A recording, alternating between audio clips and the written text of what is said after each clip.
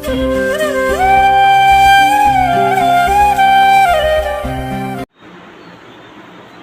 నామానికి మహిమ కలుగును గాక. మరి నా సాక్ష్యం ఏంటంటే, మరి ఒక 8 ఇయర్స్ నుంచి మా ఫ్యామిలీలో మేము 3 మెంబర్స్, మా అక్క, మా అన్నయ్య, నేను. మరి మా అన్నయ్య వాళ్ళ ఫ్యామిలీ విడిపోయి, మా అన్నయ్యకి మ్యారేజ్ అయింది, 2 పిల్లలు అన్నమాట. విడిపోయి 8 ఇయర్స్ అవుతుంది, డివోర్స్ తీసుకోలేదు. మరి ఈ కారణాన్ని బట్టి నాకు ఒక 8 ఇయర్స్ నుంచి నా లోపల చాలా బాధ ఉందన్నమాట. మరి దేవుని కృపను బట్టి మరి రీసెంట్గా మరి ఆ ఫ్యామిలీ విడిపోయింది, కానీ ఎన్నిసార్లు కలపాలని ట్రై చేస్తున్నా కానీ ఆ కుటుంబం అనేది కట్టబడట్లేదు. సో నేను లాస్ట్ ఒక 10 డేస్ బిఫోర్ ఏం చేశానంటే, మా డాడీని అడిగాను అనమాట. ఏమడిగానంటే, డాడీ నా చివరి కోరిక ఇదే అనుకో, ఎందుకంటే మా డాడీ ఇన్వాల్వ్ అయితే ఆ ప్రాబ్లంలో ఖచ్చితంగా సాల్వ్ అవుతుంది, కానీ మా డాడీ కొడుకు విషయంలో కూడా ఇన్వాల్వ్ అవ్వట్లేదు. సో ఆయన ఇన్వాల్వ్ పోకపోవటం వల్ల భార్యాభర్తలు ఇద్దరు కలవట్లేదు అనమాట. అలాంటి పరిస్థితి ఒక 8 సంవత్సరాల నుంచి నేను మాత్రమే కాదు, మా ఇంట్లో వాళ్ళందరం కూడా సఫర్ అవుతూ ఉన్నామన్నమాట. మరి కొన్ని రోజుల ముందు, ఒక 10 డేస్ ముందు ఏం జరిగిందంటే, మరి మా డాడీతో నేను మాట్లాడడం జరిగింది. డాడీ, నాది చివరి కోరిక అనుకో, నా నా నా ఆశను నువ్వు తీర్చాలా డాడీ. నువ్వు నాకేమి ఇవ్వకపోయినా పర్లేదు, నువ్వు నేను నీకు పుట్టలేదు అనుకున్నా పర్లేదు, కానీ డాడీ నువ్వు నాకేమన్నా చేయాలనుకుంటే మాత్రం ఆ భార్య భర్తలను ఇద్దరిని మాత్రం నువ్వు కలపాలి, ఇదే నా చివరి కోరిక, నీ నుండి ఆశిస్తుంది నేను ఇదే అని ఆ రోజు వ్యక్తపరచడం జరిగింది. ఇంట్లో నేను చిన్నామని కాబట్టి నేను ఏది అడిగినా అది ఇవ్వటం అనేది మా ఇంట్లో వాళ్ళకి అలవాటు. సో నేను ఏం చేశానంటే, నాకు ఏది వద్దు కానీ ఆ భార్య భర్తలను నువ్వు కలపాలి, నువ్వు ఆ సమస్యలో ఇన్వాల్వ్ అవ్వు డాడీ అని నేను అడిగినప్పుడు తను మాత్రం సైలెంట్ అయిపోయిండు. కండిషన్ 8 ఇయర్స్ అవ్వడం వల్ల మా డాడీ మాట్లాడినా కానీ ఆ పరిస్థితి అనేది సాల్వ్ అవ్వదు, అది ఆయనకు తెలిసి ఇంకా ఆయన సైలెంట్గా ఉన్నాడు అనమాట. మరి ఇలా ఉన్నప్పుడు నేను చాలా బాధపడ్డా, సాల్వ్ చేయట్లేదు కదా మా డాడీ అనేసి. అది అయిపోయిన ఒక వారం రోజులకు జరిగిన సంఘటన ఏంటి అని అంటే, మరి మా అన్నయ్య డ్రింకింగ్ చేస్తాడనమాట, ఇంట్లో ఒక్కడే ఉంటాడు తన ఇంట్లో. మరి నేను ఊరికి వెళ్ళినప్పుడు నేను మహబూబ్ నగర్కి వెళ్ళాను అనమాట.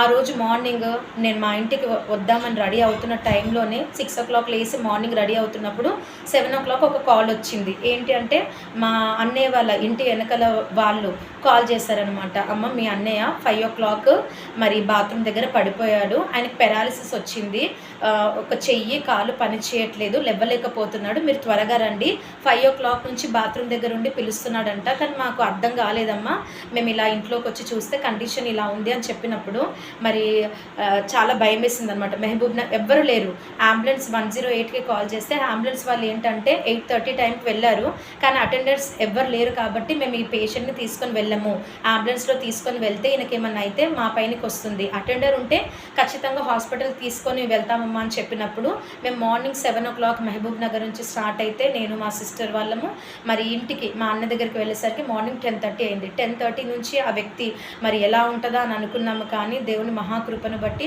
ఆయనని అంబులెన్స్లో తీసుకొని వెళ్ళేటప్పుడు నేను మాత్రమే అంబులెన్స్లో ఉండడం జరిగింది. మరి నా కండిషన్ ఎలా ఉంది అని అంటే, అంబులెన్స్లో మా అన్నయ్య పడుకున్నాడు, మాట్లాడుతున్నాడు, కాలు చేయి కూడా. మేము అక్కడి నుంచి మరి మార్నింగ్ 7కి ఇన్ఫర్మేషన్ వచ్చింది, మార్నింగ్ 10:30 వరకు రీచ్ అయ్యే లోపల ఆ పడిపోయిన కాలు చేయి కూడా నార్మల్ అయిపోయింది అనమాట, దేవుని మహాకృప. మరి 10:30కి ఆ వ్యక్తిని, మేము హైదరాబాద్లో ఉంటాం, తీసుకొని నిమ్స్ హాస్పిటల్కి వెళ్ళేసరికి 11 అయిపోయింది. 11 వరకు కూడా ట్రీట్మెంట్ జరగలేదు. మరి హాస్పిటల్కి వెళ్ళిన తర్వాత మా అన్నయ్యని అడ్మిట్ చేయడానికి 4:30 టైం అయిందనమాట. ఆ రోజు చాలామంది పేషెంట్స్ ఉన్నారు, బెడ్స్ లేవు. అలాంటి కండిషన్లో 4:30కి హాస్పిటల్లో అడ్మిట్ చేశాము. మరి మార్నింగ్ నుంచి తినకపోవడం వల్ల నేనేం చేశానంటే, మా అక్కయ్య ఉంది అనేసి నేను ఇంటికి వచ్చేసాను అనమాట 4:30 టైంకి. మరి మా అక్క ఉన్న తర్వాత కూడా ఏమైందని అంటే, మరి వాళ్ళు డాక్టర్స్ చెప్పారనమాట నిమ్స్ హాస్పిటల్లో, మార్నింగ్ 5 o'clockకి ఆయనకి ఇలా కండిషన్ అయితే అమ్మ మీరు 4:30కి అడ్మిట్ చేశారు, మేము ఏం చేయలేము, ఏదైనా అయితే మాత్రం మీరు మమ్మల్ని ఏం అనొద్దని చెప్పారనమాట. మరి చెప్తే సరే డాక్టర్ అని మా అక్క చెప్పిందంట. ఎంఆర్ఐ టెస్ట్ తీస్తే అందులో 7:30కి రిపోర్ట్స్ వచ్చినాయి, అందులో బ్రెయిన్ స్ట్రోక్ వచ్చింది ఈ పర్సన్కి. మరి మార్నింగ్ 5 o'clock వచ్చింది, నైట్ 7:30 అవుతుంది, ఇంకొక టెస్ట్ చేయాలి, మీరు సైన్ పెట్టండి, ఏమైనా అయితే మాకు ఏం సంబంధం లేదని డాక్టర్స్ చెప్పినప్పుడు మరి ఈ 8 ఇయర్స్ కూడా మరి మా అన్నయ్యని మేమే చూసుకోవడం జరిగిందనమాట. సో మేము అనుకున్నాం అనమాట, ఆయనకి ఎలాంటి యూరిన్ పైప్ పెట్టారు, డైపర్ పెట్టారు, ఈ కండిషన్లో మరి వాళ్ళ వైఫ్ ఉంది కదా అని తనకి మా అక్కయ్య కాల్ చేసినప్పుడు తను ఎంత మాత్రం నేను రాను రాను అని చెప్తుందనమాట. అంటే మా వదిన వాళ్ళకి ఆల్రెడీ ఇల్లు అనేది మా డాడీ రాసేసాడనమాట. సో అన్నీ తనకు బెనిఫిట్స్ వచ్చేసినాయి కాబట్టి ఇప్పుడు మా అన్నయ్యని చూసుకోవటానికి కండిషన్ మరి కాళ్ళు చేయి పడిపోయిందంటే ఇది క్రిటికల్గా ఉంది కాబట్టి నేను రాను, మీ బాధ్యతని నేను 8 ఇయర్స్ అయింది విడిపోయి కదా, నేను చూసుకోను, నేను రాను, చూసుకుంటే మాత్రం మీరు నేను చూసుకోవాలని చెప్పడం జరిగిందనమాట. మాకు ఒక్కడే అన్న కాబట్టి అటు అక్క అన్న జెంట్స్ సపోర్ట్ లేదు కాబట్టి మేము చాలా బాధపడ్డాం అనమాట. ఆ టైంలో మరి దేవుని మహాకృపను బట్టి ఆమె అని అంటుంటే మా అక్క ఏం చేసిందంటే పోలీస్ కంప్లైంట్ ఇచ్చిందనమాట. ఇలా తన వైఫ్ రావట్లేదండి, మరి మీరు కాల్ చేయండి అంటే పోలీస్ వాళ్ళు వచ్చేసి మరి తనకు కాల్ చేసినప్పుడు మరి రేపు మార్నింగ్ వస్తా అని చెప్పడం జరిగింది. మరి ఈ కండిషన్ అంటే మా వదినతో ఇష్యూ కానీ ఇప్పుడు మా అక్క ఇదంతా చూసి డాక్టర్స్ ఏం చేశారంటే ఈ వ్యక్తిని మీరు తీసుకొని వచ్చారు కానీ మీరు ట్రీట్మెంట్కి సపోర్ట్ ఇవ్వట్లేదు, కండిషన్ బాగాలేదు, సో మేము డిశ్చార్జ్ చేస్తాము, మేము హాస్పిటల్లో ఉంచుకోమని ఆ నైట్ 8:30 ఆ టైంలో వాళ్ళు చెప్పడం జరిగిందనమాట. మా అక్క ఏం చేసిందంటే మరి నేను ఉంటే మాత్రం సైన్ అడుగుతున్నారు, నేను సైన్ పెట్టి ఏమన్నా అయితే మాత్రము వాళ్ళ అత్తగారు అంటే మా అన్నయ్య వాళ్ళ అత్తగారు కానీ వాళ్ళ వైఫ్ అందరూ కూడా మరి మా పైనకి వస్తారు కాబట్టి ఆమె సైన్ పెట్టలేకపోతుంది. తన గవర్నమెంట్ జాబ్ అనమాట, తను పెట్టట్లేదు. హాస్పిటల్ వాళ్ళేమో డిశ్చార్జ్ రాస్తున్నారు. తనకి ఏం చేయాలో అర్థం కాక మా అన్నయ్య పెరాలిసిస్ వచ్చిన ఆ పర్సన్ని మా అక్క హాస్పిటల్ని వదిలిపెట్టింది. మా అక్క ఒక్కతే ఉండే హాస్పిటల్లో వదిలిపెట్టేసి ఇంటికి వచ్చేసింది అనమాట. ఇంటికి రాగానే మరి నా దగ్గరకు వచ్చినప్పుడు నాకు చాలా బాధ అనిపించింది. అరే ఆయనకు దాహం అవుతుందో తెలియదు, ఆకలి అవుతుందో తెలియదు, ఏమైనా కావాలంటే ఎవరిని అడుగుతాడు, నేను లేను, మా మదర్ చనిపోయింది, డాడీ ఏమో అలా ఉన్నాడు, అక్కనేమో వదిలిపెట్టి వచ్చేసింది, వైఫ్ ఏమో హాస్పిటల్కి రావట్లేదు, కండిషన్ బ్రెయిన్ స్ట్రోక్ అంటే చాలా పెద్ద ఇష్యూ, అసలు బ్రతకరంట. మరి ఇలాంటి కండిషన్లో వచ్చేసింది కదా. మరి మా అక్క వచ్చేటప్పుడు మా అన్నయ్య కండిషన్ ఎలా ఉందంట అంటే సరిగ్గా చూడట్లేదంట. సో డాక్టర్స్ కూడా అరికాలికి ఏంటంటే రాడ్స్ అలా పెట్టి కొడుతున్నారంట, అంటే సెన్సేషన్ ఉందా లేదా అని. కళ్ళు మూతలు పడుతున్న కండిషన్లో మా అక్క కండిషన్ సీరియస్గా ఉంది, ఇంటికి తీసుకొని రాలేను, హాస్పిటల్లోనే ఉండని, నేను వెళ్ళిపోయినా కానీ వాళ్ళు మార్నింగ్ వరకు ఉంచుతారేమో అన్న ఆలోచనతో ఇంటికి వచ్చేసింది. ఇంటికి వచ్చిన తర్వాత నాకు చాలా బాధ అయిపోయింది అనమాట. అంటే బ్రెయిన్ స్ట్రోక్ అనేది విన్నప్పుడు కండిషన్ కళ్ళు మూతలు పడుతున్నాయి అంటే ఈయన చాలా మరణకరమైన పరిస్థితిలో ఉన్నాడని ఆ రోజు రాత్రి నాకు అర్థం కాక ఏం చేస్తానంటే బైబిల్ ఓపెన్ చేసి చదివాను అనమాట. కీర్తనలు 134లో ఒక మాట ఉందన్నమాట. ఏం మాట అంటే యెహోవా సేవకులారా రాత్రి నిలుచుండు వారలారా మీరు ప్రార్థన చేయండి, నేను సియోనులో నుండి మిమ్మల్ని కాపాడుతాను, మిమ్మల్ని ఆశీర్వదిస్తానన్న ఆ మాటలు కనబడతాయి అన్నమాట. చిన్న బైబిల్ చాప్టర్ అది చదివినప్పుడు నాకు ఒకటే ఆలోచన వచ్చింది, రాత్రి నిలుచుండు వారలారా అని దేవుడు మాట్లాడుతుండు. అంటే ఈ రాత్రికాల సమయం ప్రార్థన చేస్తే దేవుడు సియోను నుండి నా అన్నను కాపాడుతాడన్న ఒక నిశ్చయత నాకు కలిగి ఏం చేశానంటే రాత్రి ప్రార్థన చేశాను. ఒక 1:30 వరకు ప్రార్థన చేసిన తర్వాత మరి పడుకున్నాను ఆ రోజు రాత్రి. కానీ మార్నింగ్ మా వదిన వెళ్ళిందా లేదా, ఒంటరిగా ఉన్నాడా, ఏమైనా అయిందా లేదా, అక్కడ కాంటాక్ట్ నెంబర్ కూడా మా సిస్టర్స్ లాగా మా నెంబర్ ఇవ్వలేదు, మా అక్క మా వదిన నెంబర్ ఇచ్చి వచ్చేసింది అనమాట. మరి ఎర్లీ మార్నింగ్ వెళ్తా అన్నది వెళ్ళిందా లేదా అని ఆలోచన చాలా ఉండే.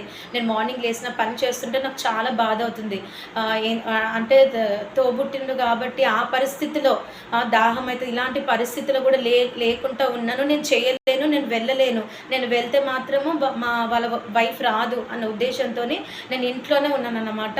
మరి అలా నేను బాధపడుతున్న టైంలో మరి మా అక్క వాళ్ళు ఏం చేస్తారంటే ఒక అమ్మాయి ఉంటుంది అన్నమాట. అమ్మాయికి అడ్రస్ ఇచ్చి ఈ నిమ్స్ హాస్పిటల్లో ఎమర్జెన్సీ బ్లాక్లో ఫస్ట్ ఫ్లోర్లో పలానా ప్లేస్లో ఇలా మా బ్రదర్ ఉన్నాడమ్మా, వాళ్ళ వైఫ్ ఫోటో ఇది చూడు, వాళ్ళ వైఫ్ వచ్చిందా లేదా, ఎలా ఉందో కండిషన్ తెలుసుకొని రా అమ్మ, మేము వెళ్ళలేని పరిస్థితి అని ఆ అమ్మాయికి చెప్పినప్పుడు ఆ అమ్మాయి అడ్రస్ పట్టుకొని వెళ్ళినప్పుడు మరి మా అన్నయ్యని చూస్తే మా అన్నయ్య అంట పెరాలిసిస్ వచ్చిన పర్సన్, కళ్ళు మూసుకొని పోతున్న పర్సన్, మార్నింగ్ ఎంతవరకైనా చనిపోవాలి కండిషన్. కానీ ఆ అమ్మాయి వెళ్ళి మరి ఆ వార్డ్లో బయట నుంచి చూస్తున్నప్పుడు వాళ్ళ వైఫ్ పక్కనే కూర్చుందంట.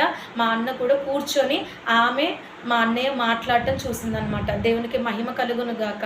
అంటే ఒక చెయ్యి కాలు పడిపోయి అంత భయంకరమైన పరిస్థితిలో ఉన్నా కానీ మరి దేవుడు వాక్యము ద్వారా ఒక ఆలోచన చెప్పిండు. ఆ ఆలోచన ప్రకారముగా మరి నేను చేసినప్పుడు ఏంటంటే నిజముగా మరణము తప్పించబడ్డది.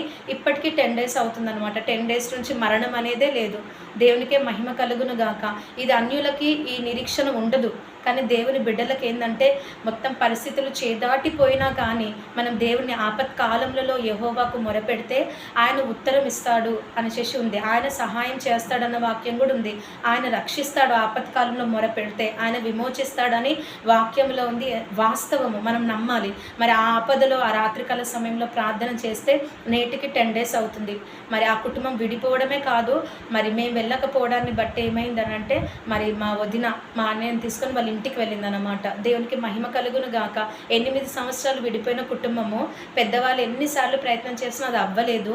సొంత మా తండ్రికి నేను అడిగా, నేను బ్రతికున్నా అనుకో లేకపోతే నువ్వే బ్రతికున్నావు అనుకో, నాకేమైనా చేయాలంటే నా ఆఖరి కోరిక ఇదే, నువ్వు ఆ కుటుంబాన్ని కలపాలి, నాకు ఏది వద్దు, నువ్వు ఆ కుటుంబాన్ని కలపకుండా నువ్వు నాకు ఇచ్చింది ఏదైనా కానీ నేను ఉంచుకోను అని నేను చెప్పినప్పుడు ఆయన ఏం చేయలేక నిస్సహాయుడు అయ్యాడు. కానీ ఆ మాట పలికిన ఒక 5 రోజులకే ఇలా మా అన్నకి హెల్త్ ప్రాబ్లం రావడం, ఆ హెల్త్ ప్రాబ్లం బట్టి హాస్పిటల్కి వెళ్తే అక్కడ భార్యాభర్తలు కలిసిపోవడం అనేది మరి జరిగింది. దేవునికి మహిమ కలుగును గాక. ఈ సాక్ష్యము దేవుడు దీవించి ఆశీర్వదించును గాక. ఆమేన్. Praise the lord.